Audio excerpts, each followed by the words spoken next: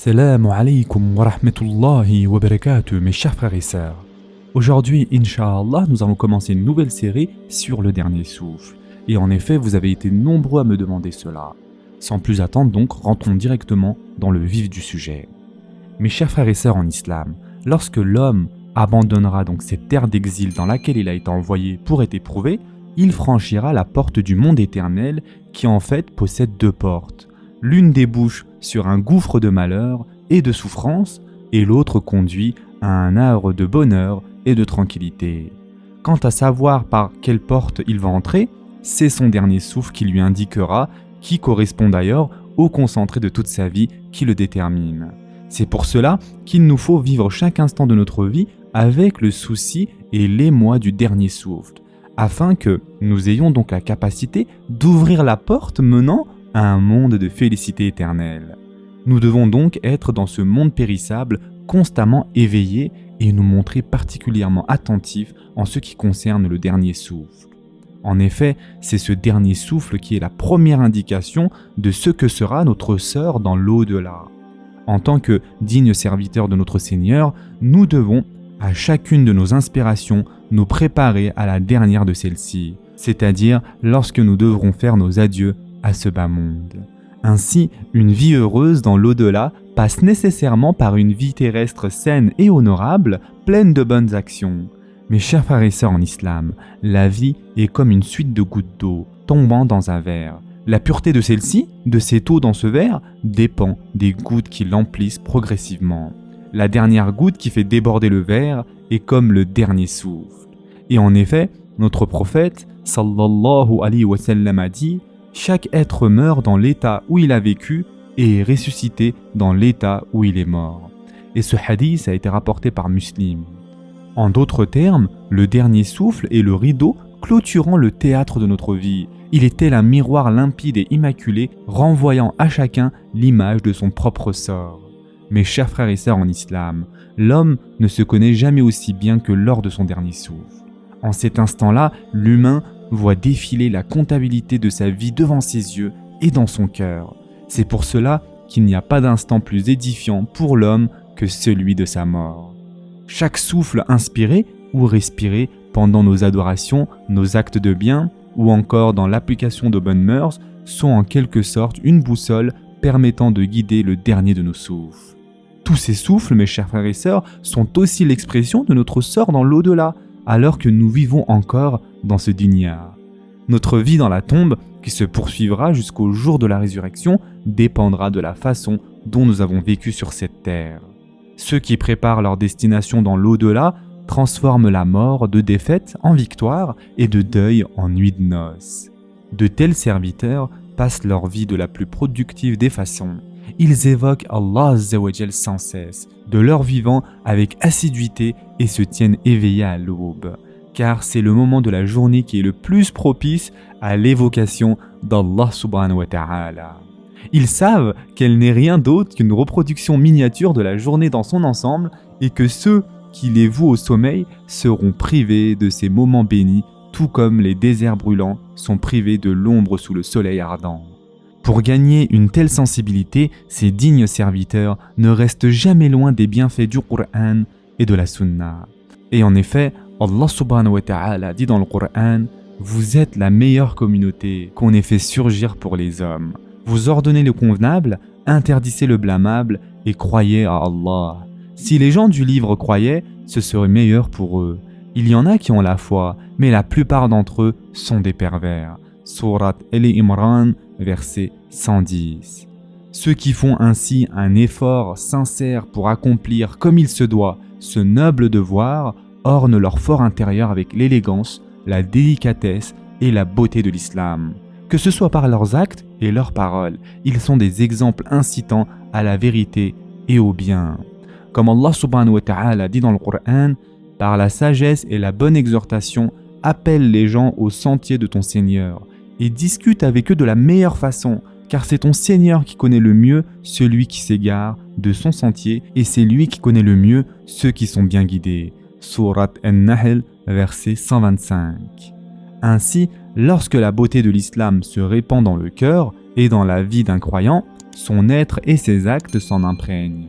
Ce croyant devient alors un être plein d'Isar et atteint ainsi le sommet de la générosité matérielle et spirituelle. Grâce à sa satiété, il se trouve dans une richesse infinie. Ces affaires qu'il traite en suivant l'exemple du prophète sallallahu alayhi wa sallam jouissent d'une telle bénédiction. Cependant, les impuretés gangréneuses, telles que l'usure, ne trouvent point de place dans ces gains purs.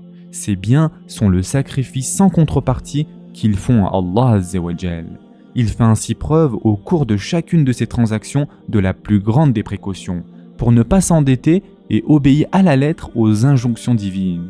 Il est ainsi car il dispose d'un lien fort d'affection envers Allah Azza wa Jal et son envoyé sallallahu alayhi wa sallam. Mes chers frères et sœurs en islam, il ne faut surtout pas oublier que l'homme fait face chaque jour et chaque nuit, qu'il en soit conscient ou non, à un nombre infini d'événements qui pourraient causer sa propre perte, c'est-à-dire sa mort. La mort, toujours en embuscade, guette ainsi inlassablement l'être humain. Comme l'a dit un grand alim, en vérité, ton âme meurt un peu à chaque instant. Tu rends l'âme à chaque souffle, ta vie se consume à chaque moment. Et donc, chaque jour qui passe nous éloigne de ce bas monde. N'est-il pas vrai que nous nous rapprochons en conséquence de notre tombe? N'arrachons-nous pas chaque jour une page du calendrier de notre vie? Chaque pierre tombale envahie du silence de la mort est un fervent conseiller qui nous avertit dans son propre langage. Les cimetières prennent place au sein de nos villes, au bord de nos routes, pour inviter les vivants à songer à la mort et organiser leur vie en fonction de cette fin inévitable. Les morts, cependant, ne peuvent nous transmettre toute l'horreur de la mort. Mais une chose est certaine, c'est que toute puissance en cette vie connaît la mort et s'estompe avec elle. Et donc, pour tous ceux qui se posent la question de quand est-ce que va se produire la fin du monde, la mort est pour chacun d'entre nous notre propre fin du monde, n'est-ce pas? Éveillons-nous donc avant notre fin du monde, afin que nous ne soyons pas de ceux qui se nourrissent de remords. Il est en effet certain que chaque mortel rencontrera l'ange de la mort, en un lieu et une date qui lui sont inconnus, et nous n'avons aucun endroit où nous réfugier pour fuir la mort. C'est pour cela que l'homme doit sans perdre de temps bien comprendre le sens du verset dans lequel Allah subhanahu wa ta'ala dit « Fuyez donc vers Allah » Surat Ad-Dariyat, verset 50. Et ainsi, il doit accepter que son seul et unique refuge réside en la miséricorde divine. Aucun serviteur, en dehors des prophètes, ne peut être certain de s'être affranchi du risque de faire un faux pas en ce qui concerne sa foi. C'est pour cela que chaque croyant doit s'efforcer de mettre à profit de la meilleure des façons la vie dont il lui a été fait don. La seule voie pour se libérer des frissons glaciaux que provoque la simple idée de la mort est de mener ainsi une vie pieuse. En effet, ceux qui sont préparés à rencontrer la mort, au lieu d'éprouver une grande épouvante à son approche, l'accueillent comme l'intermédiaire qui leur permettra d'être réunis éternellement avec les êtres qui lui sont chers. Ceux-là sont les serviteurs bienheureux qui ont atteint la sagesse qui leur permettent d'embellir la mort. Mais quant à ceux qui mènent une vie d'insouciance en démolissant ainsi leur au-delà, il leur sera impossible d'échapper au sombre tourbillon et à l'effroi glacial de la mort.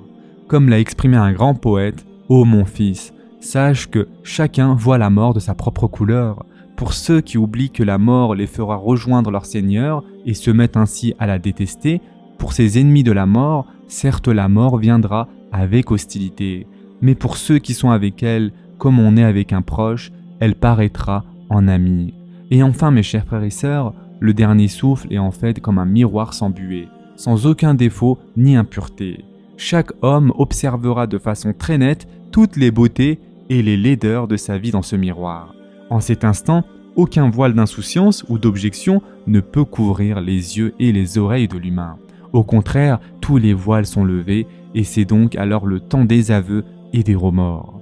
Que notre dernier souffle ne soit pas le miroir dans lequel nous aurons à regarder nos remords, mes chers frères et sœurs. Que ce miroir prenne place dans notre vie de notre vivant sous la forme du Coran et de la Sunna.